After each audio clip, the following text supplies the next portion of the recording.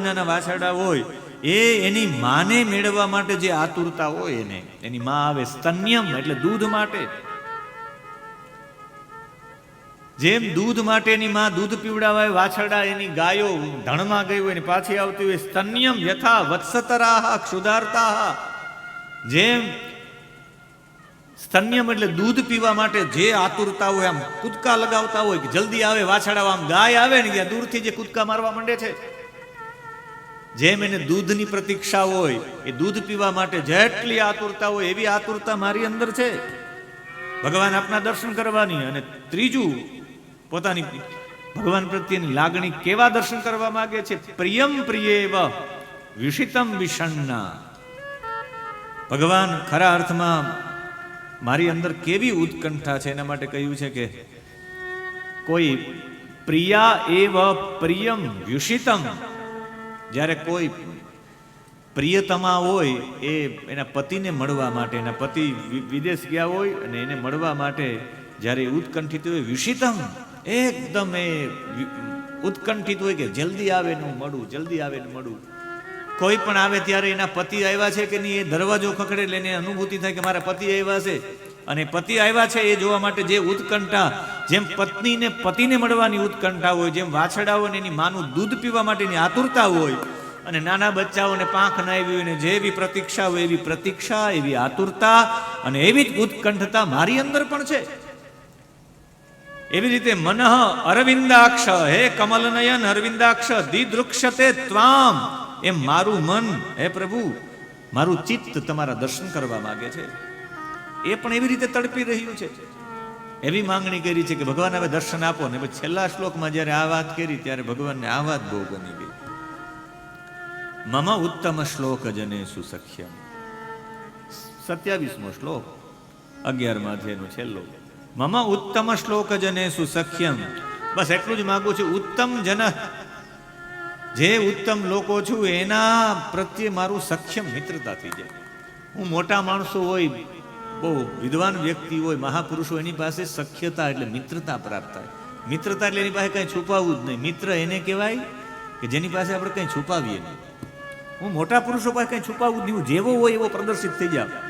તમે સારા પુરુષ પાસે છેતરપિંડી કરશો, તમે તમારી જાત સાથે છેતરપિંડી કરો છો. તમે ત્યાં નહીં કહો તો બીજે ક્યાં કહેશો? બહુ ગુપ્ત રાખીએ ને એ લુપ્ત થઈ જાય. હા, બહુ ચીકણું કરીએ કે નહીં આ નથી કેવું, આ નથી કેવું, નથી કેવું, તો પછી જ્યારે મોટો પહાડ તૂટે ત્યારે કોઈ બચાવવા ન હોય. નાની નાની વસ્તુ કહેતી જ આવી જોઈએ. એમાં મોટા પુરુષોથી એક પણ છૂપું ન રખાય. મમોત્તમ શ્લોક જનેસુ સખ્યમ સંસાર ચક્રે ભ્રમતસ્વ કર્મ ભી.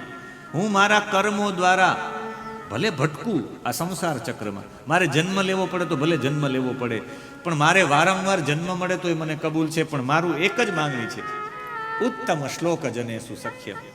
મને સારા લોકો મળે. અને એને બીજી માંગણી કરી છે, મને એવા લોકો તો ક્યારેય મળે નહીં. અરે બસની બારી પાસે પણ ભેગા ન મળવા જોઈએ, ટ્રેનમાં ન મળવા જોઈએ, કથાના પંડાલમાં મારી બાજુમાં બેસવા ન જોઈએ. કેવા લોકો? તન માયયા આત્મજ જદાર ગેહે શું આસક્ત ચિત્તસ્ય ન નાથ ભૂયાત. હે ભગવાન, મને એવો ન નાથ, હે નાથ ન ભૂયાત, મને એવા લોકો સાથે મારો સંપર્ક જ ન થાય, મને પ્રાપ્ત જ ન થાય એવા લોકો. કેવા લોકો? ત્વન માયયા, તમારી માયાથી, આત્મજ એટલે પુત્રમાં, દાર એટલે પત્નીમાં, અને ગેહ એટલે ઘરમાં. મારો દીકરો, મારી પત્ની, મારું ઘર, એના જ વિચાર કરવા વાળો મળવો જ ન જોઈએ. મળે તો પાછો મને એમાં લગાડી દેશે.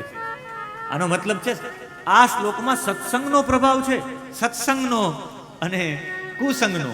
કુસંગી વ્યક્તિ તમને વારંવાર મળતો રહે, તમે કુસંગી થતા વાર નહીં લાગે, સેકન્ડ નહીં વાર લાગે. અને સત્સંગી મળતા તમે સત્સંગી પણ થઈ જશો. હું વારંવાર આ જન્મ લઈને હું દુઃખી થવા માંગુ છું, વારંવાર કષ્ટ ભોગવવા તૈયાર થાવ, પણ મને કોઈ સજ્જન પુરુષ વારંવાર મળતો હોય તો દુઃખ ભોગવવા તૈયાર છું.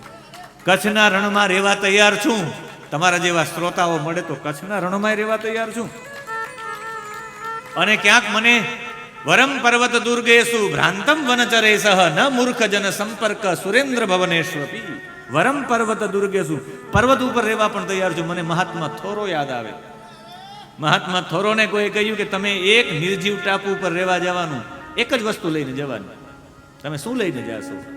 ઘણા લોકોને પૂછ્યું, કોઈએ કહ્યું કે હું જમવાની અને જલ પીવાની ગોળીઓ લઈને જાઓ, કે એક ગોળી ખાઈ લો તો 1 મહિનાથી જમવું ન પડે, 1 વર્ષ સુધી ટાપુ ઉપર રહેવાનું. કોઈ કહ્યું કે આ લઈને જાઓ, એક જ વસ્તુ લઈને જવાનું. મહાત્મા થોરોએ કહ્યું કે હું શ્રીમદ ભગવદ્ ગીતા લઈને જઈશ. કોઈએ પૂછ્યું કે ભગવદ્ ગીતા શું થાય? કે માણસ જમ્યા વિના રહી શકે, જલ પીધા વિના રહી શકે, પણ માણસ વિચારો વિના ન જીવી શકે. વિચારો આપવાનું કામ કરે છે. કહેવાનો ભાવ એ છે કે તમે વિચારો તમને મળશે તો માણસ વિચારોથી જીવી જાય. સારા માણસો ખાલી તમને 2 સારા શબ્દો કહી શબ્દો પાછળ જીવી જાય. અમારા ગામડાઓમાં લગ્ન હોય તો કોઈ એક વ્યક્તિ કહે કે હું બેઠો છું, ઘરની તો થઈ જાય બધું સારા માણસના વિચારથી. અને એ થઈ જાય એમ મને તન માયયા આત્મજ દાર ગેહેસુ આસક્ત ચિત્તસ્ય સખ્યમ ન ભૂયાત. એની સાથે મિત્રતા ન થાય. વાહ સખ્યમ ભૂયાત, અહીં સખ્યમ ન ભૂયાત. ભલે વારંવાર આવવું પડે, મને પર્વત ઉપર શ્રેષ્ઠ રહેવું ગમશે. મૂર્ખ વ્યક્તિ મળે મને ઇન્દ્રના લોકમાં તો ઇન્દ્રનો લોક નથી જોતો, મને પર્વત ઉપર કોઈ સજ્જન વ્યક્તિ જોઈએ તો પર્વત ઉપર રહેવા તૈયાર છું. આ માંગણી છે કે મારે બીજું કંઈ નથી જોતું, મને સજ્જનો સાથે મહાપુરુષ સાથે અમારી મિત્રતા થઈ, એની પાસે કંઈ છુપાવવા વાળું હું ન રહું. અને ઓલા લોકો તો મને ટ્રેનમાં ભેગા ન થવા જોઈએ, કઈ મુલાકાત પાડોશી પણ ન મળવો જોઈએ. જેને પત્નીમાં, પોતાના બાળકોમાં અને પોતાના ઘરમાં જ પોતાના માટે જ જીવે. અશુષુ રમંતે ઇતિ અસુરાહા, પોતાના માટે જીવે એને અસુર કહેવાય. અપને લીએ જીએ તો ક્યાં જીએ દિલ, તું જી જમાને કે લીએ. પોતાના માટે જીવે એને અસુર જ કહેવાય. એવા અસુરોથી મુલાકાત ન થાય. જે બીજા માટે જીવે એને દેવ કહેવાય. એટલે મમોત્તમ શ્લોક જનેસુ સખ્યમ કહ્યું છે. વૃત્રાસુરે કહ્યું કે મારા પર પ્રહાર કરી દો. હાહાકાર થઈ ગયો ચારે તરફ કે પ્રહાર કરો. અને જેવો વૃત્રાસુરે એક ભુજા કપાઈ જવાથી, પ્રહારો કરે, એક ભુજા કપાઈ જવાથી વૃત્રાસુર અત્યંત ગુસ્સે થયો. વજ્રધારી ઇન્દ્ર પાસે જઈને એની દાઢી પકડી લીધી અને પકડીને એ સમય ઇન્દ્રને પેટમાં પધરાવી દીધો. અને જેવો જ ઇન્દ્ર પેટમાં જતા રહ્યા, વૃત્રાસુર ઇન્દ્રને ગળી ગયો. 29મો શ્લોક 12મા અધ્યાયનો. ગિરિરાટ પાદચારીવ પદભ્યામ નિર્જયન મહિમ જગરાસ સમાસાદ્ય વજ્રિણમ સહવાહનમ. વજ્ર સાથે ગળી ગયો 29મા અધ્યાયમાં. અને પછી તો મહાપ્રાણો મહાવીર્યો મહાસર્પ ઇવત દ્વીપમ. હાહાકાર થઈ ગયો બધામાં.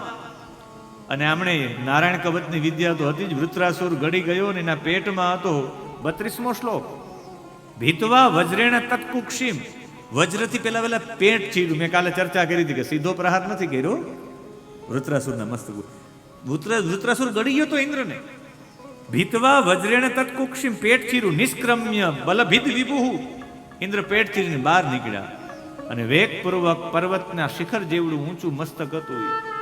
પછી જોરદારનો પ્રહાર કર્યો. અને પછી પ્રહાર કરવાની સાથે મસ્તક અલગ થઈ ગયા. જેમ ઉત્તરાયણ દક્ષિણાયણ થાય એમ વૃત્રાસુર પડી ગયો. ગરદનના 2 ટુકડા થઈ ગયા. ધરતી પર ઢળી પડ્યો તીવ્ર ગતિથી. અને ત્યારે બધાને શાંત થઈ. ત્યારે કહ્યું કે આ મરવા સમયે જેણે ભગવાનને આવી સ્તુતિ કરી હોય, ન નાથ ભૂયા તો કોણ હશે? પરીક્ષિતજીએ પૂછ્યું કે આવો કોણ વ્યક્તિ છે જેણે અંત સમયે આવી પ્રાર્થના કરી? ખરા અર્થમાં ભગવાનને ઓળખી ગયા. ત્યારે કહ્યું કે બીજા કોઈ નહીં. એ વૃત્રાસુર પૂર્વ જન્મમાં ચિત્રકેતુ નામના રાજા હતા. છેલ્લે આપણી કાલની ઝાંખી. અહીંયા 15મો શ્લોક છે. આપણે એનું થોડુંક અધ્યયન કરશો તો ખબર પડશે. દેવરાજ ઇન્દ્ર માનસરોવરમાં કમળના તંતુમાં સંતાઈ ગયા હતા. સ આવસત પુષ્કર નાલ તંતુ. એ માનસરોવરની અંદર કમળના નાળના તંતુમાં 1000 વર્ષ સુધી સતાઈ ગયા. વર્ષાણી સાહસ્ત્રમ અલક્ષિતો અંતઃ. 1000 વર્ષ સુધી સંતાઈ ગયા બ્રહ્મ હત્યામાંથી છુટકારો પાડવા માટે. પછી આ બધા લોકોએ બ્રહ્મ હત્યાને વેચવી પડી. ઇન્દ્ર વિના થોડું ચાલે. અને એ તમારે ઇતિહાસ સાંભળવો છે. 14મા અધ્યાયમાં 9મો શ્લોક. આ ઇતિહાસ પૂર્વમાં. હવે જોજો સુખદેવજીની વિશેષતા. હું કાલે કહેતો હતો ને સુખદેવજીની વિશેષતા. સુખદેવજીની વિશેષતા એ છે કે એણે ગુરુપદનો સ્વીકાર કર્યો છે. 14મા અધ્યાયનો 9મો શ્લોક. આ ખાસ ટીક કરજો. શૃણુસ્વ વહિતો રાજન નીતિહાસ મિમમ યથા. શૃણુસ્વ અવહિતો રાજન ઇતિહાસમ ઇમમ યથા. આ ઇતિહાસ સાંભળો. શ્રુતમ દ્વેપાયન મુખાન નારદાત દેવલાદ અપી. આ ઇતિહાસની હું તમને જે ચર્ચા કરું છું એ મેં મારા પિતાજી વ્યાસજી પાસેથી ભણ્યો છે. દ્વેપાયન મુખાત ને કૃષ્ણ દ્વેપાયન વ્યાસજી પાસેથી સાંભળ્યો છે. મેં દેવર્ષિ નારદાદ મેં નારદજી પાસેથી પણ સાંભળ્યો છે. અને દેવલાદ અપી અને દેવલ ઋષિ પાસેથી પણ સાંભળ્યો. કાલે સુખદેવજીએ કબૂલ કર્યું હતું કે આ ઇતિહાસ મેં અગત્ય ઋષિ પાસેથી સાંભળ્યો હતો, એટલે અગત્ય મારા ગુરુ છે. પછી આમણે સ્વીકાર કર્યો કે મેં દેવલ ઋષિ પાસે સાંભળ્યો, વ્યાસજી પાસે સાંભળ્યો, નારદજી પાસેથી સાંભળ્યો. કેટલા લોકોને ગુરુ બનાવ્યા. જેની પાસેથી મેળવું હોય એની પાસે બોલવું જોઈએ. આ પદ્ધતિ સુખદેવજીએ આપી. સુખદેવજીએ સ્પષ્ટતા સાથે સ્વીકાર્યું. અને આનાથી જાગૃતતા ત્યારે જ આવે તમે ગુરુપદનો સ્વીકાર કરો. આ જગતમાં કોણ એવું છે કે ગુરુ વિના કોઈ જાગ્યું હોય? આજે જેની પ્રાદુર્ભાવ છે, આજે જેનો પ્રાગટ્ય દિવસ છે કબીર. અને કબીર માટે એટલું કહી શકે કે માણસને જગાડવો હોય તો ગુરુ તત્વ જ જગાડી શકે. એટલે તો ગુરુ માટે કહેવામાં આવ્યું છે કે ગુરુ બિન કોન જગાવે જગતમાં. ગુરુ બિન કોન જગાવે જગતમાં. ગુરુ બિન કોન જગાવે જગતમાં. ગુરુ બિન કોન જગાવે. क्या कहूँ मैं गुरु जी की महिमा. क्या कहूँ मैं गुरु जी की महिमा. क्या कहूँ मैं गुरु जी की महिमा. क्या कहूँ मैं गुरु जी की महिमा. अगम निगम बतलावे ओ. अगम निगम बतलावे जगत में. गुरु बिन कौन जगावे जगत में. गुरु बिन कौन जगावे जगत माही. गुरु बिन कौन जगावे. ગુરુની કૃપાનો મહિમા. હમણાં જ પૂજ્ય રામદાસ બાપુ પધાર્યા હતા. રામદાસ બાપુની ત્યાં મેં કથા કરી. લીમદ્રા અહીંયા એનું ચાંપરડા ગામ પણ છે અંજાર પાસે, ત્યાં પણ આશ્રમ છે ને એનો આશ્રમ અમારા ગીરમાં લીમદ્રામાં છે. 100 થી વધારે લોકોને કેન્સરના વ્યક્તિને બ્લડ કેન્સર હોય એને જીવિત કરીને એમને મોકલી દીધા છે. લોકો આમ એને સૂતા લઈને આવે મરેલા જેવા અને જીવતા કરીને ચલાવીને મોકલે છે. બ્લડ કેન્સર નહીં, એઇડ્સ જેવા રોગવાળા લોકોને પણ એને સાજા કર્યા. એના દીકરાના ઘરે દીકરા છે. અમારા ઉસ્તાદજી છે તબલા વાદક, એના પરિવારને પણ સાજા કરીને મોકલ્યા છે. એવા એ રામદાસ બાપુ જ્યારે દવાઓ કરે આયુર્વેદની, મારી કથા હતી પોથી યાત્રામાં સાથે નીકળ્યા. એટલે મેં બાપુને કીધું, બાપુ તમે આયુર્વેદમાં શું જાણો છો? ચરક સંહિતા, સુસુ સંહિતા, અષ્ટાંગ હૃદય. મહાદેવભાઈ કાંઈ નથી જાણતો. ઔષધિઓમાં કે મને કંઈ બહુ ખબર નથી, તો આ આયુર્વેદનું કેમ ચલાવો છો? કે મેં મારા ગુરુજીની સેવા બહુ કરી છે. મારા ગુરુજીએ કીધું કે જા, હું તને આશીર્વાદ આપું કે તું કોઈની સેવા કરી તારી સેવા નિષ્ફળ નહીં જાય. હું આ બધાની સેવા કરું છું, કોઈને સાજા કરવા માટે નહીં. આજે એની સેવા નિષ્ફળ ન જાય. કે મારા ગુરુનું વાક્ય છે, મારા ગુરુજીના આશીર્વાદ છે. ત્યારે મને આજે જ વાતો કરતા સંદીપભાઈ નહોતા, એને કેટલી બધી વાતો કરી. સાંખ્યની વાત કરી, 25 તત્વોની વાતો કરીને કે 5 માંથી 25 તત્વો થાય, જે આપણે સાંખ્યની ચર્ચા કરી હતી એ વાતોમાં કહી દીધી. એને કહ્યું કે મહાદેવભાઈ હું તો કંઈ ભણેલો નથી, પણ તમારા જેવા પાસેથી સાંભળ્યું હોય મને. ત્યારે મને તો કંઈ સાંભળ્યું હોય નહીં. આ છે ગુરુ કી મહિમા. ગુરુ કી મહિમા ક્યાં બતાવું? અગમ નિગમ બતલાવે. કાશી જેવા વિદ્વાનોની ભૂમિમાં કબીર જેવો એક સંત થયો, અને એ કબીર જેવા સંતે વેદોની જે વાતો હતી એ એકદમ દોહામાં બધા પાસે વ્યક્ત કરી. કહેવાનો મતલબ થાય આ છે ગુરુ કૃપા. જોગી જંગમ सब हमें देखा जोगी जंगम सब हमें देखा, जोगी जंगम सब हमें देखा, जोगी जंगम सब हमें देखा। धर्म अलग बतलावे, धर्म अलग बतलावे, मत का दीपक भरी बैठा है, मन का दीपक भरी बैठा है, मत का दीपक भरी बैठा है, मन का दीपक भरी बैठा है। कर्म अलग बतलावे, ओ कर्म अलग बतलावे, जगत माही गुरु बिन कौन जगावे, जगत माही गुरु बिन कौन जगावे, जगत माही गुरु बिन कौन जगावे, जगत माही गुरु बिन कौन जगावे। કબીરજી કહે છે, આજે કબીર પ્રાગટ્ય છે એટલે કબીરજીની વાતમાં જોગી જંગમ હમ બધાને મેં જોયા છે, સબ હમે દેખા, ધર્મ અલગ બતલાવે, કોઈ કહે કે આ કરો, કોઈ કહે કે આ કહો, કોઈ કહે કે આ કરો આ કરો. બંને શાસ્ત્રીજીનું સ્વાગત છે. ચંદે પરિવાર આપ બંનેને તાલીઓના નાદથી આપ સૌનો સ્વીકાર કરે છે. બધા ધર્મ અલગ અલગ કહે, ધર્મની વ્યાખ્યા અલગ અલગ કરે. કાલે કેટલી સુંદર વ્યાખ્યા ધર્મની, એક જ વાક્ય, વેદો પ્રણિહિતો ધર્મ, બસ એટલી જ વ્યાખ્યા. અધર્મ તદ્વિપર્યાય, બસ એટલામાં ધર્મ ને અધર્મની વ્યાખ્યા થઈ ગઈ. ધર્મશાસ્ત્રના વિદ્વાન બેઠા છે એટલે ધૃતિ ક્ષમા દમો સ્થેયમ, એ 10 લક્ષણો છે. શૌચમિન્દ્રિય નિગ્રહ ધીર વિદ્યા સત્યમ ક્રોધો દશકમ ધર્મ લક્ષણ. ધારયતે ઇતિ ધર્મ, આવી બધા અલગ અલગ વ્યાખ્યાઓ બતાવે, પણ મત કા દીપક ભરી બેઠા હે, કર્મ અલગ બતલાવે. આજે જ મેં કબીરજીના મંદિર ઉપર ચર્ચા કરી કે તમે ખાલી થઈને આવો તો જ પ્રાપ્ત કરી શકો, ભરેલા જાઓ તો ક્યારેય તમને કંઈ મળી ન શકે. કોઈ વેદ વેદાંત કાંઈ ન જાણે,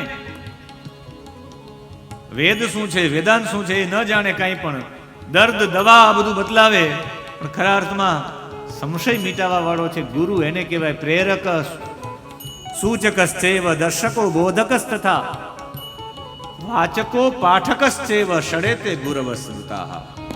તમને પ્રેરણા આપે તમારા ગુરુ કહેવાય, તમને સૂચના આપે ગુરુ કહેવાય.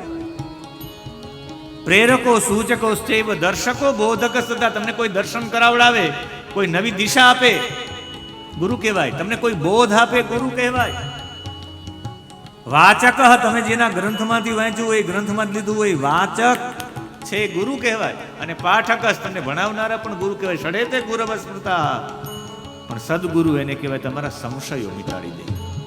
એક પણ વ્યાખ્યાન ન કરે, વ્યાખ્યાન વિના એમનેમ સંશય હટાવી દે, એને સદગુરુ કહેવાય.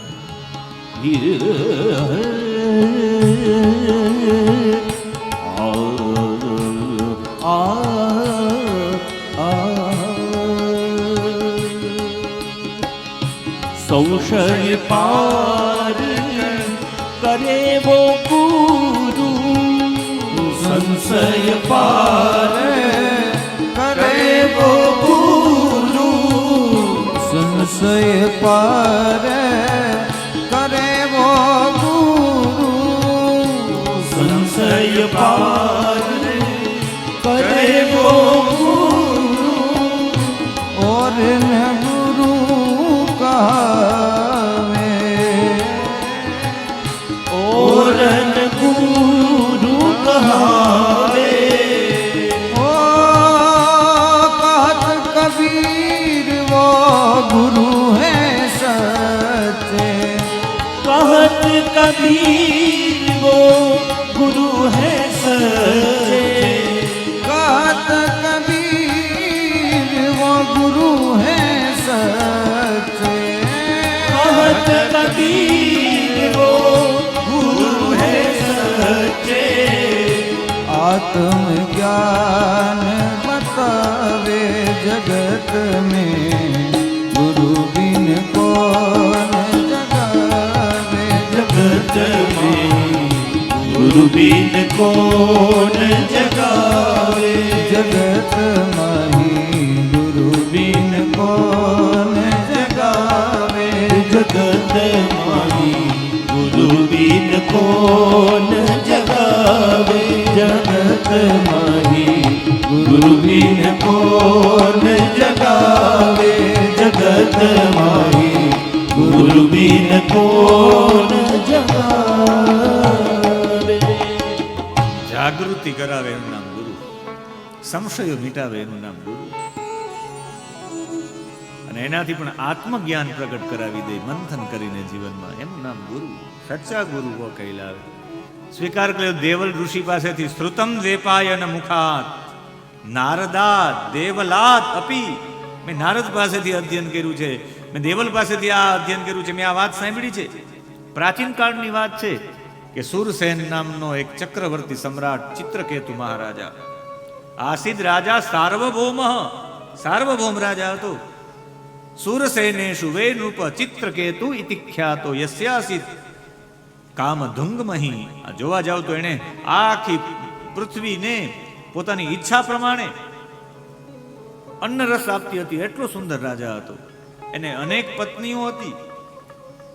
એમાં એક વખત અનેક પત્નીઓ વચ્ચે એમને જ્યારે સંતાન ન હતું, અને સંતાન ન હતું એટલે વારંવાર ચિત્રકેતુ થોડોક ચિંતાયુક્ત હતો, અને ચિંતાયુક્ત હતો ત્યારે અંગીરા ઋષિને મળ્યા છે. આદરપૂર્વક અંગીરા ઋષિ આતિથ્ય પ્રમાણે પધાર્યા છે, અને આતિથ્ય સાથે એનો સ્વીકાર કર્યો. જમીન ઉપર બેસી અને ભક્તિ કરી રહ્યો હતો ચિત્રકેતુ, અને ત્યારે અંગીરા ઋષિએ કહ્યું છે કે પોતાની પ્રકૃતિઓ, ગુરુ, મંત્રી, રાષ્ટ્ર, દુર્ગ, ધનરાશિ, આ બધું ક્ષેમ કુશળ તો છે ને. અપી તેન અમયમ સ્વસ્તિ પ્રકૃતિનામ તથા આત્મનઃ, બધું બરાબર છે. અને પૂછ્યું ત્યારે કહ્યું કે તમારી રાણીઓ, પ્રજા, મંત્રીઓ, સલાહકારો બધું બરાબર છે. ત્યારે ચિત્રકેતુએ કહ્યું બધું વાત બરાબર છે, પણ એક સંતાનની પ્રાપ્તિ માટે અંગીરાએ કહ્યું કે એક કામ કરો, તમે ત્વષ્ટા દેવતાને યોગ્ય ચરુ બનાવીને એનું યજન કરો. અને પુત્રકામેષ્ટિ યજ્ઞ થયું. અને એમાં સૌથી મોટી રાણી હતી જેનું નામ હતું કૃતદ્યુતિ. 28મો શ્લોક. જ્યેષ્ઠા શ્રેષ્ઠા ચ યા રાજ્યો મહિષીણામ જ ભારત નામના કૃતદ્યુતિ તસ્યે યજ્ઞોચ્છિષ્ટમ અદદાત દ્વિજઃ. એમને ચરુ આપવામાં આવ્યો, અને ચરુથી એ ગર્ભવતી થયા. એક પુત્ર થશે, એ તમને હર્ષ અને શોક બંને આપશે, એવું અંગીરા બોલ્યા. 29મો શ્લોક. હર્ષ શોક પ્રદસ્તુભ્યમ ઇતિ બ્રહ્મસૂતો યયો. એને કહ્યું કે એ તમને હર્ષ પણ આપશે અને શોક પણ આપશે. અને ખબર ન રહી, ચરુ ગ્રહણ કર્યું ને પછી તો પોતાના ગર્ભમાં અગ્નિ જેવો કુમાર વસતો હતો. કૃતદ્યુતિ દિવસે દિવસે જેવો ગર્ભ મોટો થયો, બીજી બધી રાણીઓને એવું થયું કે આ ઈર્ષાવશ આ બાળકને આપણે મારી નાખીએ તો. બાળકનો જન્મ થયો. જન્મ થવાની સાથે મહારાણી કૃતદ્યુતિ હતા, એના બાળકને મારી નાખવામાં આવ્યો. બીજી બધી રાણીનો એવો દુષ્કૃત્ય એને વિચાર્યું. સૂઈ ગયો હતો. શેખ આઘા પાછા થયા. 44મો શ્લોક. કૃતદ્યુતિ અજાનંતી સપત્નીમ પત્ની નામ અમઘમ મહત. હવે આ બધા સૂતા હતા ત્યારે આને આગા પાછા થયા, ત્યારે બંને વિચાર લીધું કે આને મારી નાખીએ, બીજી બધી રાણીઓ. અને ધાઈને કહીને સૂતેલા બાળકને જ લઈ આવો. ને એ સમય બાળકને મારી નાખ્યો છે. આંખની પૂતળીઓ બહાર નીકળી ગઈ છે, ગળું દબાયું હોય કે નાક દબાયું, બાળકને મારી નાખ્યો છે. બાળક મરેલો, પેલા હર્ષ થયો કે ઓહો મારી અહીંયા દીકરો જન્મો છે, પછી શોક પણ થયો. એટલે યાદ આવ્યા અંગીરાના વાક્યો. પોતાની બાળકને મરેલો શયનખંડમાં જોઈ લે, છાતી કૂટતી કૂટતી આવી છે. 47મા શ્લોકનું છેલ્લું પદ. દદર્શમ બાલમ સહસા મૃતમ સુતમ. રડતી રડતી આવી કે મારો બાળક ગુજરી ગયો, મારો બાળક ગુજરી ગયો. ને એ સમયે આ ચિત્રકેતુ રાજા પણ રડતો. ત્યારે અંગીરા ઋષિ દેવર્ષિ નારદ આવ્યા છે. બંને લોકોએ ખૂબ સમજાવ્યા કે તમે આવું રડો નહીં, આવું ન કરો.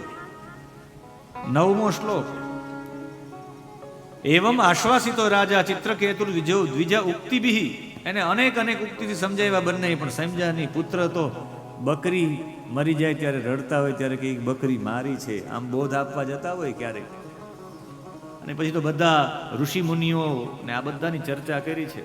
બધું કહ્યું કે આ જીવોને ઉપદેશ કરવા માટે ઋષિ મુનિઓ ફરે છે. ચિત્રકેતુ કે હું સમજુ છું, આપના વાક્યો સમજુ છું. એ બધા ઋષિઓના નામ છે. 12મો શ્લોક, 15મા અધ્યાયનો 12મો શ્લોક, 13મો શ્લોક અને 14મો શ્લોક મોટા ભાગના ઋષિઓના નામ છે.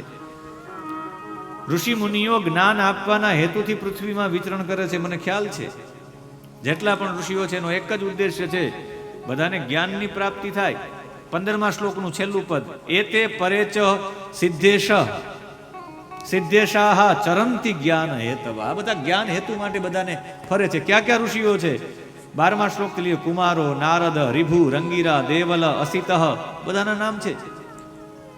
અપાર અપાંતરતમ, વ્યાસ, માર્કંડે, ગૌતમ, વશિષ્ઠ, ભગવાન પરશુરામ, કપિલ મુનિ, શુકદેવ, દુર્વાસા, યાજ્ઞવલ્ક્ય, જાતુકર્ણ, આરુણી, રોમશ, ચ્યવન, દત્તાત્રેય, આસુરી, પતંજલિ, વેદશિરા, બોધ્ય મુનિ, પંચશિરા, આ બધાના નામ છે. હિરણ્યનાભ, કૌશલ્ય, શ્રુદેવ, ઋતુધ્વજ, આ બધાના નામો છે ને એવા બધા ઋષિઓ ફરે છે. આપ પણ મને બોધ આપવા આવો. એ વાત સાચી છે. ત્યારે આ ખૂબ રડતા હતા ત્યારે કહ્યું એક અનુષ્ઠાન કરતું. અને અનુષ્ઠાન માટે દેવર્ષિ નારદે એકાગ્ર ચિત્તે મંત્ર ઉપદેશ ગ્રહણ કરો એવું કહ્યું છે 27મા શ્લોકમાં. એતામ મંત્રોપનિષદમ પ્રતિચ્છ પ્રયતો મમ યામ ધારયન સપ્તરાત્રા દ્રષ્ટામ સંકર્ષણમ પ્રભુમ. તમે 7 રાત્રિ સુધી ભગવાન સંકર્ષણનું દર્શન થશે. આ મંત્ર ઉપનિષદને તમે ધારણ કરો ને મંત્ર આપવામાં આવ્યો. આજે પણ આ મંત્રનો જપ કરવામાં આવે તો કૃપા થાય છે. 16મા અધ્યાયનો 25મો મંત્ર આ મંત્રનો જપ છે.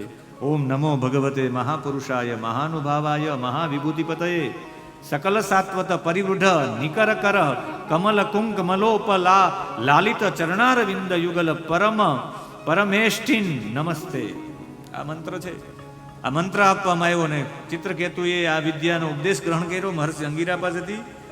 એ બ્રહ્મલોક જતા રહ્યા 7 દિવસ સુધી ખાલી જલપાન કરીને.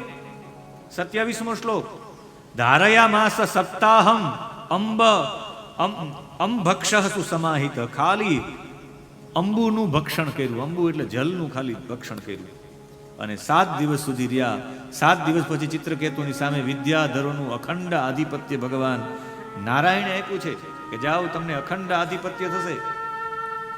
અને ભગવાન સંકર્ષણે અનુષ્ઠાન કરવાથી ભગવાન એની સામે પ્રગટ થયા અને સંકર્ષણે એને પદ આપ્યું કે જાઓ મહાદેવની ઉપાસના કરજો ને વિદ્યાધરોમાં તમને અખંડ આધિપત્ય મળશે.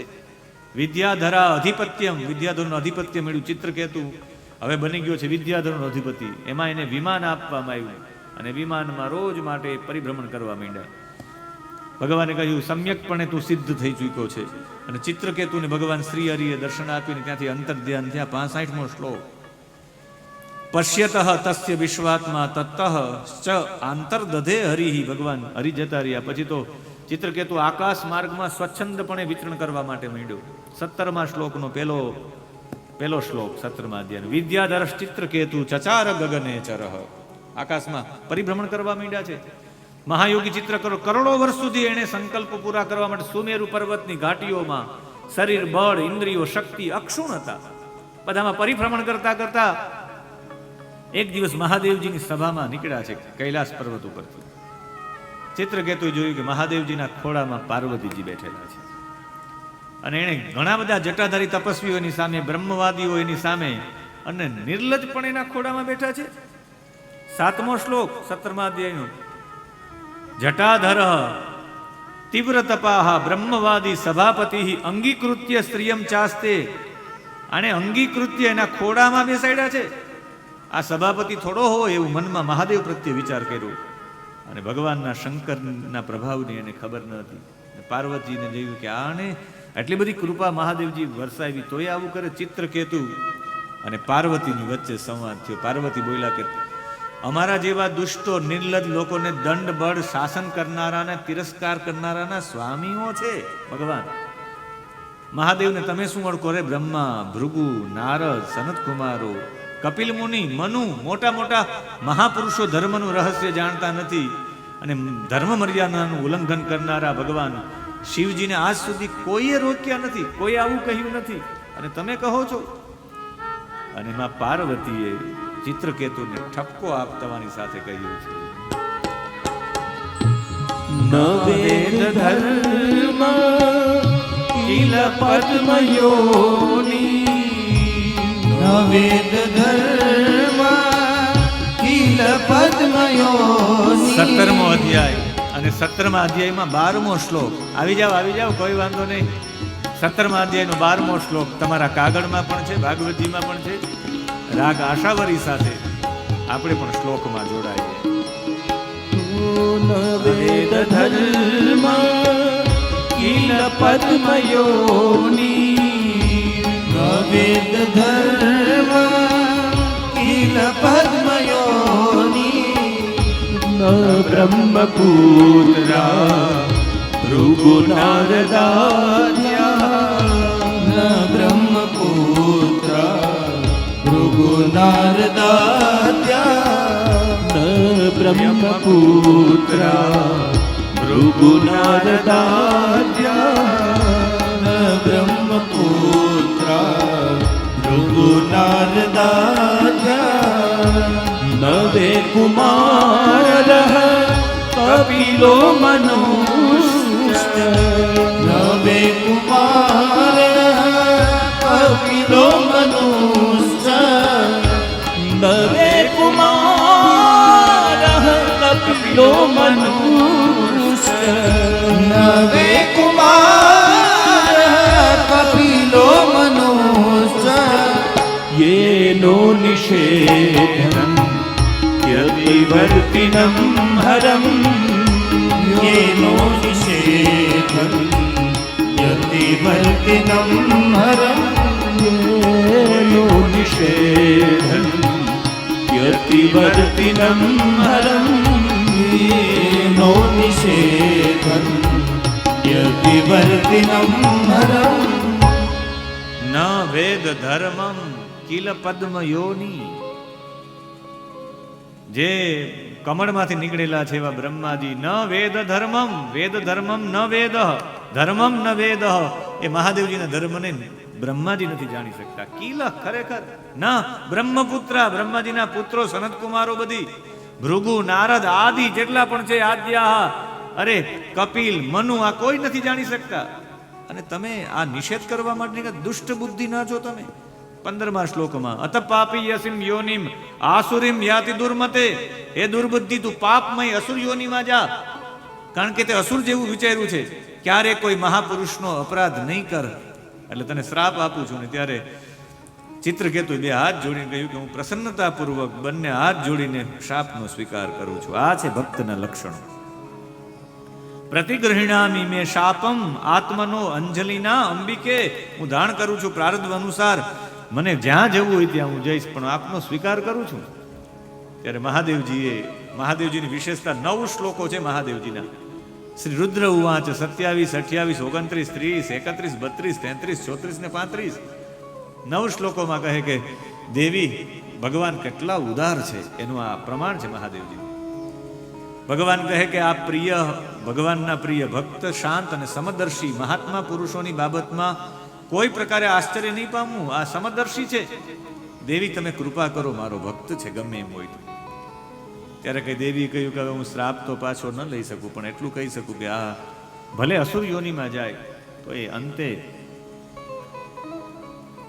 એને પરમ તત્વનું જ્ઞાન થઈ જશે. અને એ સમયે ભગવાનના પરમ ભક્ત ચિત્રકેતુ પણ બદલો લેવા માટે પાર્વતીને શાપ આપવામાં સમર્થ હતા, પણ શાપને માથે ચડાવ્યું. આ સ્વીકારી લઈ સાધુ પુરુષનું લક્ષણ છે. 37મો શ્લોક. ઇતિ ભાગવતો દેવ્યાઃ પ્રતિશપ્તુમ અલંતમઃ અલંતમઃ મૂર્ધના સંગૃહે શાપમ એતાવત સાધુ લક્ષણમાં. સાધુના લક્ષણો છે. સામે શ્રાપ ના આપે, સ્વીકારી લે. અને કહ્યું કે હવે જાઓ, તમે થશો તો ખરા, પણ તમે રાક્ષસ થશો, પણ અંતે તમને ભગવાનની અનુભૂતિ થશે. એટલે જ એ જ વૃત્રાસુર થયા. આવી કથા કહીને 18મા અધ્યાયમાં અદિતિ અને દિતિના સંતાનોની ચર્ચા છે. આમ જોવા જાય તો સવિતા એટલે સૂર્યના પત્ની પ્રશ્નિના ગર્ભથી 8 સંતાનો થયા, એની સિદ્ધિ છે. ભગની પત્ની સિદ્ધિથી સંતાનો થયા, એનો ઉલ્લેખ છે. ધાતાની 4 પત્ની કુહુ, સિનીવાલી, રાકા અને અનુમતિની ચર્ચા છે. અહીંયા વાલ્મીકીજી કોના દીકરા હતા એનું આમાં ઉદાહરણ આપેલું છે. મોટા ભાગે આપણે કહેતા કે વાલ્મીકી આ છે તે છે, પણ 5મો શ્લોક 18મા અધ્યાયનો વાંચી લો. વાલ્મીકીની ઉત્પત્તિ માટે કહ્યું છે. વાલ્મીકિશ્ચ મહાયોગી વલ્મીકાદ અભવત કિલ અગસ્યશ્ચ વસિષ્ઠશ્ચ મિત્ર વરુણયોર ઋષિ. અગસ્ય ચ વસિષ્ઠ ચ મિત્ર વરુણયો ઋષિ.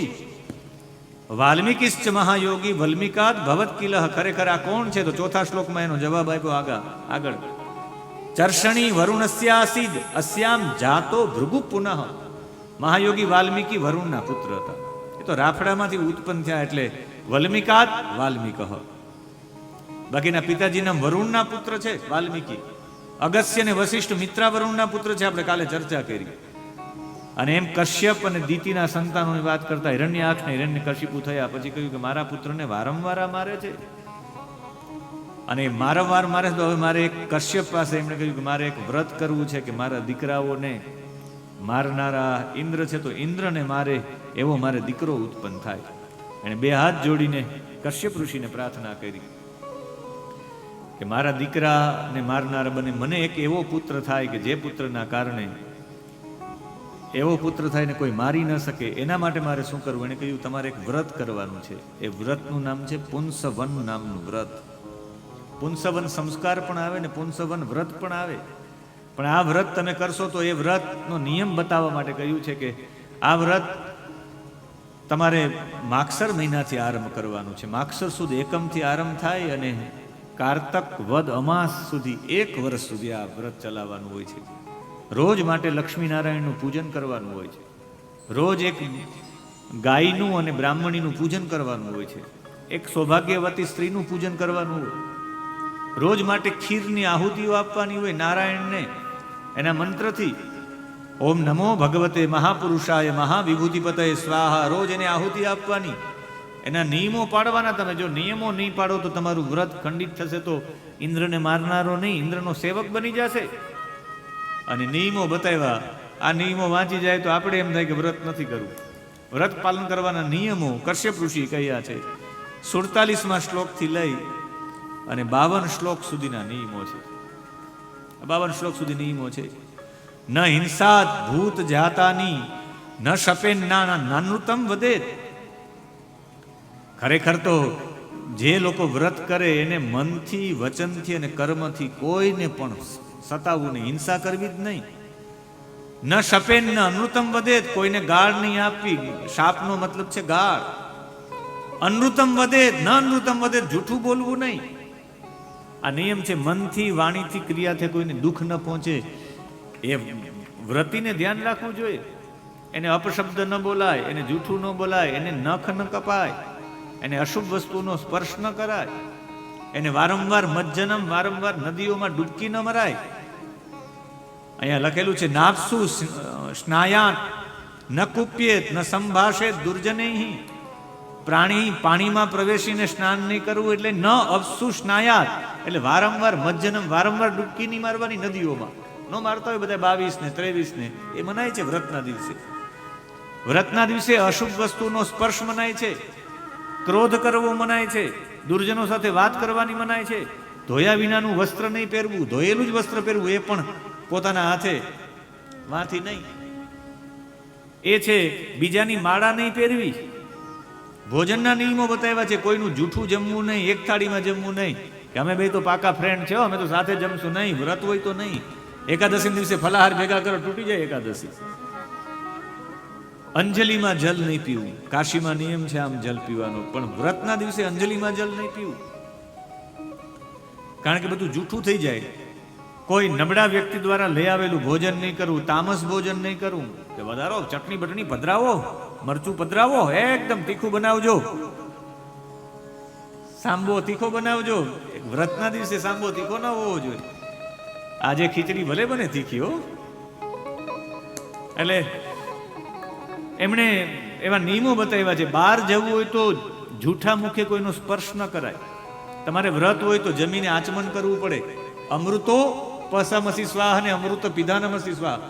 અમૃતોપસ્તરણમસી સ્વાહા જમવા પહેલા, અને જમીને અમૃતો પિધાનમસી સ્વાહા એમ કરીને જલના આચમન 2 વખત કરવા પડે.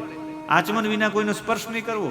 સંધ્યા સમયે વાળ ખુલ્લા નહીં રાખવા, શ્રૃંગાર વિના વ્રતના દિવસે ઘરથી બહાર નહીં નીકળવાનું, ઓઢિયા વિના બહાર નહીં નીકળવાનું, વાણીનો સંયમ રાખવો, બની શકે તો મૌન પાડવું, અપવિત્ર અવસ્થામાં સૂવું નહીં, કોઈનું બેડ હોય ને આપણે સૂઈ જાય એવું નહીં, ભીના પગે સૂવું નહીં, રાત્રે ક્યારે ભીના પગે સૂવું નહીં. આપણે ચર્ચા કરી બપોરે જમવા પહેલા પગ ભીના હોવા જોઈએ, પણ સુવા સમય પાછા પગ ભીના પણ ન હોવા જોઈએ. ઉત્તર દિશામાં અને પશ્ચિમ દિશામાં મસ્તક નહીં રાખવું, પૂર્વ અને દક્ષિણ દિશામાં રાખવું. બીજાના બેડ ઉપર સૂઈ ન જવું, નિર્વસ્ત્ર ક્યારે સૂવું નહીં, સંધ્યા સમયે પગ લાંબા કરીને સૂવું નહીં, જે આપણે ચર્ચા આગળ કરી ગયા છે. આવા બધા તમારે નિયમો પાડવા પડશે. આ બધા નિયમો છે. ખોબા વડે પાણી પીવું નહીં, જૂઠા મુખે, આ બધા શ્લોકોમાં શયિત ન પરાંગ, બીજાની કોઈ પથારીમાં સૂવું નહીં, લક્ષ્મીજી અને ભગવાન નારાયણની પૂજા કરવી, પ્રાતકાળે વહેલું જાગી જવું, ફૂલ માળા ચંદન સુગંધિત દ્રવ્યોથી પૂજન કરવું, અને પુંસવન વ્રત કહેવાય. 1 વર્ષ સુધી તમે કરશો તો આ બધું થશે. હવે આપણે એમ થાય કે આવું બધું તો કેમ કરવું. આપણે કહ્યું કે હું નિયમો પાડીશ, ને બધા નિયમો પાડવા માંડી ગયા. ડર લાગવા માંડ્યો કે કદાચ ને જો આને પુત્ર થઈ જશે તો ઇન્દ્ર કે હું શું કરું. માસી એમ કહેતા એની પાસે આવી ગયા. એક દિવસ સંધ્યા સમયે 60મો શ્લોક, એકદા સાતુ સંધ્યાયામ ઉચ્છિષ્ટા વ્રતકર્ષિતા. વ્રત હતું, વ્રત કરવા દુર્બળ થઈ ગયા, પણ સંધ્યા સમયે જૂઠા મુખે આચમન કર્યા વિના એમને સૂઈ ગયા, જૂઠા મુખે સૂઈ ગયા. સંધ્યા સમયે મોકો મળ્યો, યોગ શક્તિથી ઇન્દ્રે પ્રવેશ કર્યો ગર્ભમાં, અને એ ગર્ભમાં પ્રવેશ કરવા સાથે એના 7 ટુકડા ગર્ભના કર્યા છે. બધા રડતા હતા ત્યારે આને કહ્યું કે મા રોદી કહેવામાં આવ્યું. 62મો શ્લોક, ચકર્ત સપ્તદા ગર્ભમ વજ્રેણ કનક પ્રભમ. વજ્રથી ટુકડા કરી નાખ્યા ગર્ભના. રુદંતમ સપ્તધા એકેકમ મા રોદીતિ ઇતિ તાન પુનઃ. મા રોદી રડ નહીં. મારુદ એમાંથી મરુદ ગણો થઈ ગયા. એ 7ના પણ 7 ટુકડા કર્યા, 49 ટુકડાઓ થયા, અને 49 ટુકડાઓ વ્રતના પ્રભાવે જીવિત રહી ગયા, અને બધા ઇન્દ્રના સેવક થઈ ગયા. 49 મરુતો થયા, અને મરુતો થયા ત્યારે બધા ઇન્દ્રની સેવામાં જતા રહ્યા. 7 ટુકડા વાળા 49 થઈ ગયા, અને બધા ઇન્દ્રની સેવામાં જતા રહ્યા. આ રીતે પુંસવનનું વ્રતનો મહિમા અમને જણાવો. વિષ્ણુને પ્રસન્ન કરવા માટે છે, અને એનો મહિમા મેં પૂર્વમાં જણાવ્યું. એના માટેનો મંત્ર છે 19મા અધ્યાયમાં, છેલ્લા અધ્યાયમાં 8મો શ્લોક છે. એમાં ઓમ નમો ભગવતે મહાપુરુષાય મહાવિભૂતિપતય સ્વાહેતી આ મંત્ર છે. 12 આહુતિ આની આપવાની છે, અને પછી 12 આહુતિ આપીને પુંસવન વ્રતનો મહિમા અનુષ્ઠાનપૂર્વક કોઈ આજે પણ કરે તો એના બાળકો છે એનો વધ ન થાય, બાળકો મરે નહીં, એના માટે પણ વ્રત કરવું જોઈએ. 19 અધ્યાય 6ઠા સ્કંદના છે. પોષણમ તદ અનુગ્રહ, આને પોષણ લીલા કહેવાય, ભગવાન દ્વારકાધીશના ચરણોમાં સમર્પિત. અને 7મા સ્કંદમાં પ્રવેશ. આ ઉતય કર્મ વાસના ઉતિ લીલા છે. ઉતિ લીલામાં 15 અધ્યાય છે 7મા સ્કંદમાં, જેમાં 760 શ્લોકો છે. અનુષ્ટુપ છંદથી જો ગણવામાં આવે તો અનુષ્ટુપ છંદ, બધા શ્લોકોને અનુષ્ટુપ છંદથી ગણવામાં આવે તો 847 શ્લોકો થાય. 84 વખત ઉવાચ છે 7મા સ્કંદમાં. અને ઉતય કર્મ વાસના, કર્મ વાસના, સદવાસના, અસદવાસના અને મિશ્ર વાસનાની ચર્ચા છે. આપણી અસદવાસના સદવાસના કેવી રીતે બની જાય એના માટેની ચર્ચા છે. ને એમાં પરીક્ષિતજીએ સૌથી પ્રથમ 7મા સ્કંદમાં પૂછી લીધું કે ભગવાન, હમણાં જ આપણે ચર્ચા કરી, ભગવાન તો સ્વભાવથી ભેદભાવ રહિત છે. સમપ્રિય સુરદ બ્રહ્મન ભૂતાનામ ભગવાન સ્વયં. ભગવાન ભેદભાવ રહિત છે, તો એ મિત્રનો પક્ષ લઈને શત્રુઓનું અનિષ્ટ કરે, ઇન્દ્રને આવો બધો સપોર્ટ આપે, આવું કેમ ભગવાન કરે? ત્યારે કહ્યું કે ભગવાનની આ તો લીલા છે. આ બાબતમાં દેવર્ષિ નારદે ઘણા પ્રેમથી એક ઇતિહાસ કહ્યો છે, એ આપને કહું છું. નારદજીની પાછી ચર્ચા કરી. સુખદેવજી પણ કોઈને બાકી જ નથી રાખતા. મેં પૂર્વમાં નારદજી પાસે સાંભળ્યું છે 12મો અધ્યાય 12મો શ્લોક. હું આપને કહેવા માંગુ છું, અત્રેવ ઉદારુતઃ પૂર્વમ ઇતિહાસ સુરર્ષિણા. દેવર્ષિ નારદે મને ઇતિહાસ કહ્યો હતો, એ હું આપને કહું છું.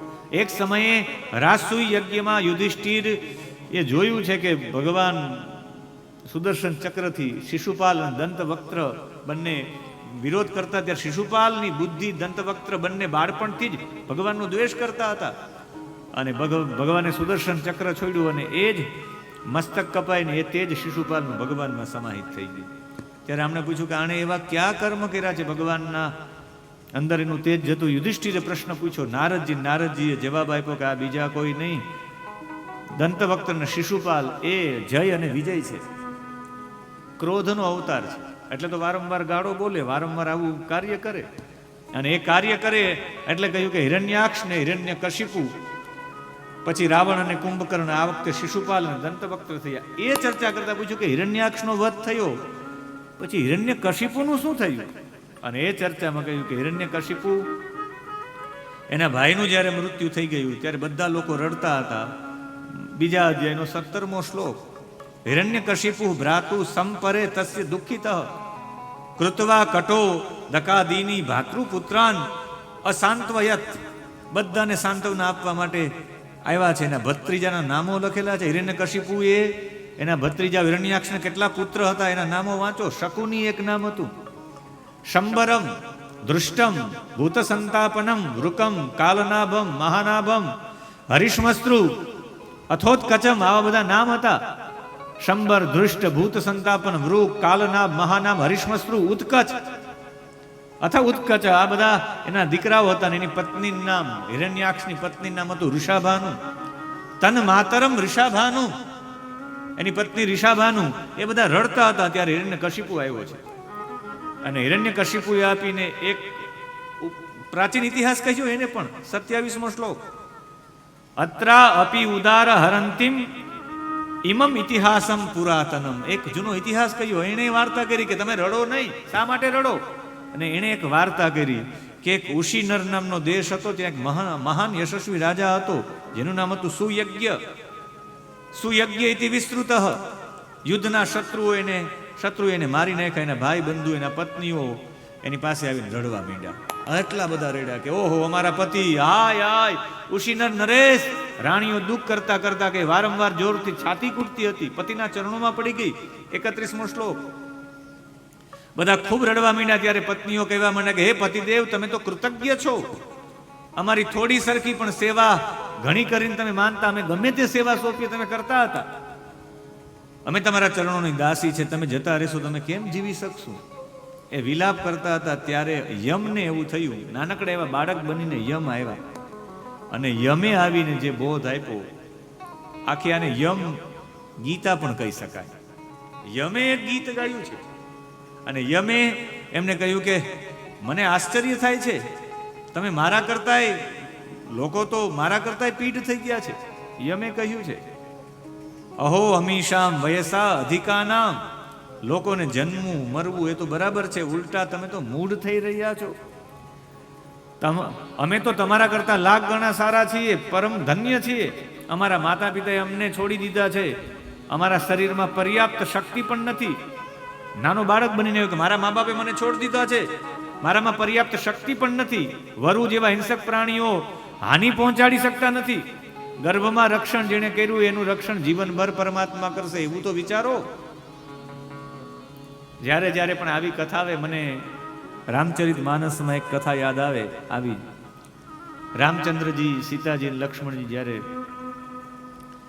આશ્રમોમાંથી પસાર થઈ યમુનાના કિનારે પહોંચ્યા છે, યમુનાના કિનારે પાસે લોકોએ વિચાર્યું કે આ તો દશરથના પુત્ર રામ લાગે છે.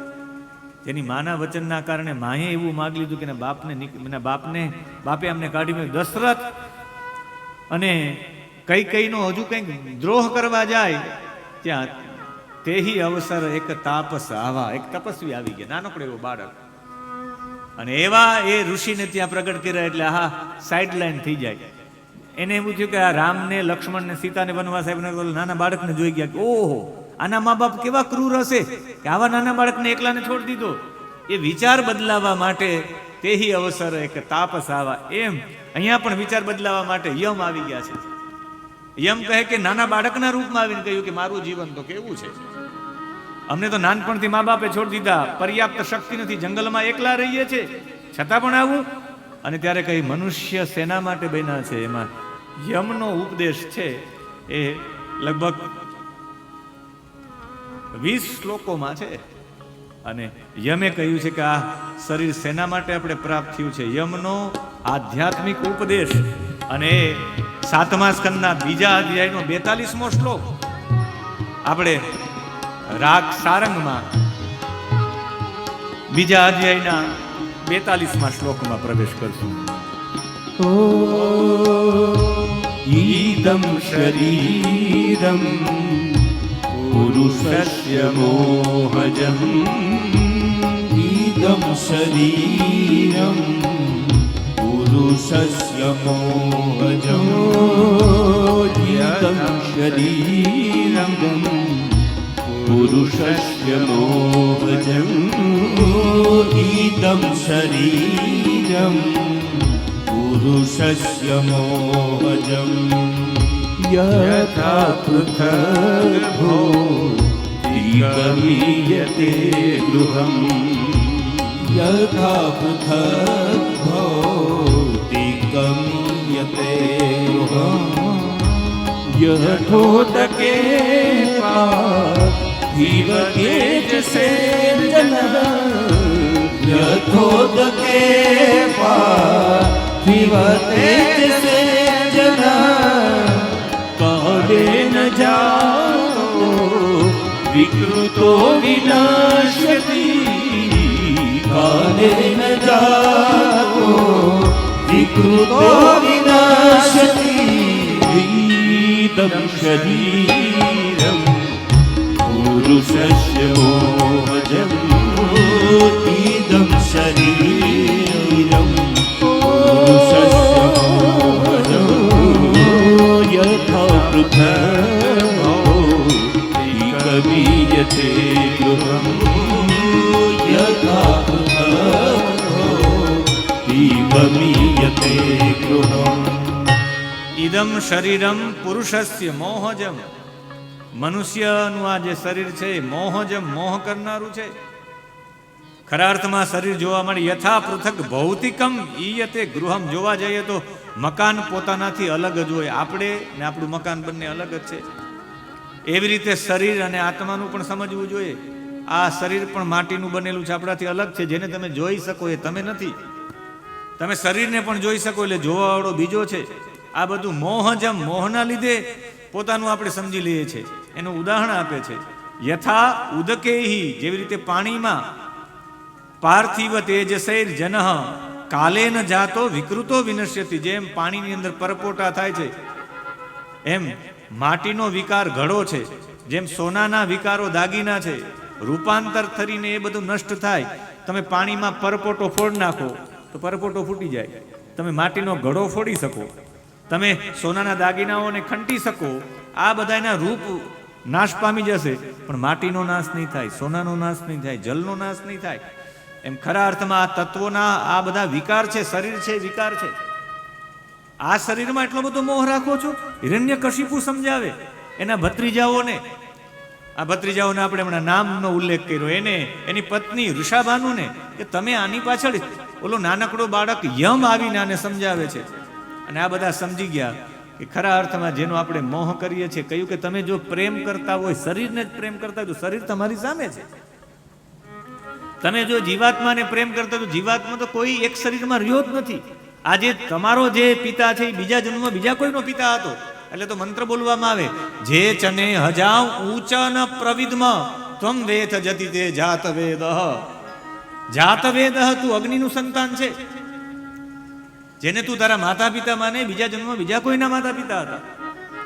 જેને તું તારા સંતાન માને બીજા જન્મમાં બીજા કોઈના સંતાન હતા. આ જન્મમાં તારા છે, આવતા જન્મ બીજા કોઈના થશે. હે મૂર્ખ રાણીઓ, તમે આ દશાનું તમારું પણ મૃત્યુ થશે. આ મૃત્યુ એક પ્રકારનો છુટકારો છે. મૃત્યુના ફાયદા 5. 1, મૃત્યુથી તમને નવું શરીર મળે. ખરબચડું થઈ ગયું હોય, શરીરમાં બધામાં કરચલી પડી ગઈ હોય, નવું શરીર મળે. 1 પેલી મૃત્યુનો ફાયદો. મૃત્યુનો ફાયદો બીજો, તમારામાં બધું ડિલીટ થઈ જાય.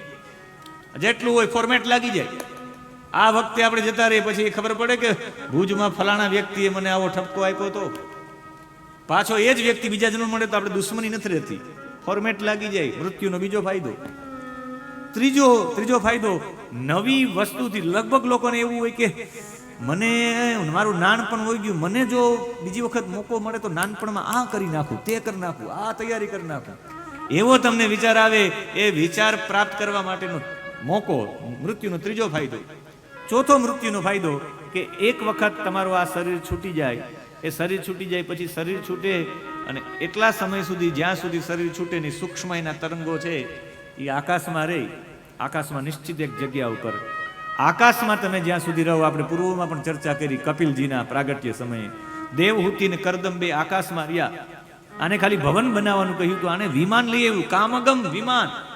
કામગમ વિમાન લઈ આવ્યા, વિમાનમ કામગમ ક્ષત્ત. એ કામક વિમાન એવા માટે કે આકાશમાં ઉપર રહે, જેટલા ઊંચા જાવ એટલી સાત્વિકતા વધારે રહી, એટલે પર્વતો ઉપર સાત્વિકતા વધારે રહી. તમારા કચ્છમાં કાળા ડુંગર ઉપર રહેતી હશે, અમારા ગિરનાર ઉપર રહે છે, તમે જાવ તો કૈલાસ ઉપર રહે છે. તમારા જેટલા પણ સાત્વિક વિચારો હોય, હલકા તરંગો હોય, એકદમ હળવા તરંગો હોય, ઊંચા જાય એટલે પર્વત ઉપર મંદિરો હોય એટલે આનંદ જ આવે પર્વત ઉપર. અને અંડરગ્રાઉન્ડમાં દુકાનો હોય, તમારા જે નેગેટિવ વિચારો છે ભારે હોય એટલે નીચે જાય. એટલે જેટલાના ભુજમાં તમે માઇક્રો ઓબ્ઝર્વેશન કરજો, અંડરગ્રાઉન્ડમાં દુકાનો છે એના સ્વભાવો જોઈ લઈશ, આમ થશે, વેલા ખપે તો લ્યો, બાકી જવા દો, આવા જ હશે. અમારો ઉતારો છે અહીંયા, અમે નીચે નથી ઉતરતા. કીધું નહીં હો ભાઈ, નીચે જવાય નહીં, નેગેટિવ ઓરાવો હોય. એટલે પાતાળમાં રહી છે કોણ? રાક્ષસો. દેવતાઓ સ્વર્ગમાં રહે છે, સકારાત્મક વિચારવાળા. આને એવું સમજાવ્યું કે તમે ખરા અર્થમાં જેટલી ઊંચાઈ ઉપર જાઓ, મૃત્યુ થાય ત્યારે તરંગો તમારા ઊંચા જાય એટલે તો અગ્નિ સંસ્કાર આપવામાં આવે. અગ્નિ સંસ્કારથી તરંગો ઊંચા જાય, ઊંચા જાય ત્યારે સારા જ વિચારો આવે. એટલે બધા પિતૃઓને પ્રાર્થના કરતા હોય કે અમને આપો, અને પિતૃઓ કૃપા કરે, એ સાત્વિક વિચારવાળા છે, આપવાનું જ કામ કરે એટલે મદદ કરતા હોય. જ્યાં સુધી એ તરંગોમાંથી બિંદુ ન બને, બિંદુમાંથી જલમાં ન આવે, જલમાંથી નીચે ન આવે, પૃથ્વીમાં ધાન્ય ન બને, ધાન્યમાંથી રુધિર ન બને, રુધિરમાંથી રેતસ ન બને, ત્યાં સુધી એની સાત્વિકતા જળવાઈ રહી. બાળક પેટમાં પણ સાત્વિક હોય, બહાર નીકળે પછી જ આ થાય. એટલે ખરા અર્થમાં તમે 57મો શ્લોક, નૈનમ પ્રાપ્તિશાત શોચ્યંત્ય પતિ પતિમ વર્ષ સતેરપી. આ 100 વર્ષ સુધી તમારો પતિ રહ્યો, એનું ઋણાનું બંધ પૂરું થયું, વાત થઈ પૂરી. પુત્ર વધુએ આ વાત યમે જ્યારે આને સમજાવ્યા, આ ઉશીનર રાજ્યની જે પુત્ર વધુઓ હતી સુયજ્ઞ રાજાની, એ સમજી ગઈ ને આ તરફ હિરણ્યાક્ષની પત્ની ઋષાભાનુ પણ સમજી ગઈ, હિરણ્યાક્ષના દીકરા શંબર, ભૂત સંતાપન, વૃક, કાલનાપ, એ પણ બધા સમજી ગયા. અને એ સમજી ગયા ત્યારે હિરણ્યકશિપુને એવું થયું કે હવે તમને એવું છે ને કે મારા ભાઈનો બદલો લઉં, તો હું ચોક્કસ બદલો લઈ. અને મારે બદલો લેવા માટે પહેલા મારે સૌથી વધારે સબળ થવું પડશે. અને એ સબળ થવા માટે મને સાધના માટે જવા દો. સાધના માટે એ ગયા છે કે મારે સાધક બનવું પડશે, મારે અજય અને અમર બનવું પડે. એ અજય અને અમર બનવા માટે મારે સાધના કરવી પડશે. મંદ્રાચલની પર્વત ઉપર જતા રહ્યા છે. સતેપે, બીજો શ્લોક 3જા અધ્યાયનો, સતેપે મંદર દ્રોણિયામ તપઃ પરમ દારુણમ. ત્યાં જેને તપ કર્યું છે, અંગૂઠા ઉપર પૃથ્વી ઉપર ઉભા રહ્યા છે. પાદ અંગુષ્ઠાન આશ્રિતા વની, એ આમ ઉભા રહ્યા, 2 હાથ ઊંચા કરી પગ ઉપર. ઉર્ધ્વ બાહો નુભો દ્રષ્ટિ, ઉપર આકાશમાં હાથ ઊંચા અને દ્રષ્ટિ પણ આકાશમાં. અને એને આરંભ કર્યો છે જપ તપનો. તપની જ્વાળાઓ ઉઠી ગઈ છે. આટલું બધું થયું છે કે એના સાધના માટે એવું કહેવામાં આવે કે એના શરીરની અંદર, આખા શરીરની અંદર જેટલી પણ ચામડી હતી એ ચામડીને ખાઈ ગયા હતા કીડા અને મકોડા. 18મો શ્લોક, દંશ ભક્ષિત દેહસ્ય પ્રાણા અસ્થિષુ શેરતે. 18મા શ્લોકનું છેલ્લું પદ. મચ્છરોએ એના શરીરને ફોલીને ખાઈ ગયા હતા, ખાલી અસ્થિમાં જ પ્રાણ હતા, બાકી તો કીડી મકોડા ખાઈ ગયા હતા. અને એ સમયે બ્રહ્માજીને થયું કે ભાઈ આશીર્વાદ દેવા જવા પડશે, પણ એકલા ન જવાય. આ તો આશીર્વાદ લઈ, વરદાન લઈને મને જ મારવા માટે દોડે. એટલે એ 3 લોકોને સાથે લેતા ગયા, ભૃગુને, દક્ષને અને પ્રજાપતિને. 3 લોકોને સાથે લેતા ગયા. 14મો શ્લોક, પરિતઃ, એટલે ચારે તરફથી ભૃગુ, દક્ષ, આદ્યેહી યયો દૈત્યેશ્વર આશ્રમમ. હિરણ્યકશિપુના આશ્રમમાં ગયા, પણ ભૃગુને લેતા ગયા, દક્ષને લેતા ગયા. ચાલો ભાઈ, આમાં નક્કી ન કહેવાય. ઉધય, માટી, ઘાસ માથા ઉપર થઈ ગયું હતું. અને ત્યારે કહ્યું કે માગો, તમારે શું જોઈએ? કે હિરણ્યકશિપુએ ગદગદ વાણીમાં તો પહેલાં તો સ્તુતિ કરી ભગવાનની, બહુ લાંબી સ્તુતિ છે ને. અને પછી કહ્યું કે વરદાન માગો તમારે શું જોઈએ. ત્યારે એણે વરદાનમાં 3 શ્લોક 34, 35 અને 36 આ ત્રણેય શ્લોકોમાં માગ્યું છે. હે વરદાતાઓ શ્રેષ્ઠ છો, જો તમે વરદાન આપવા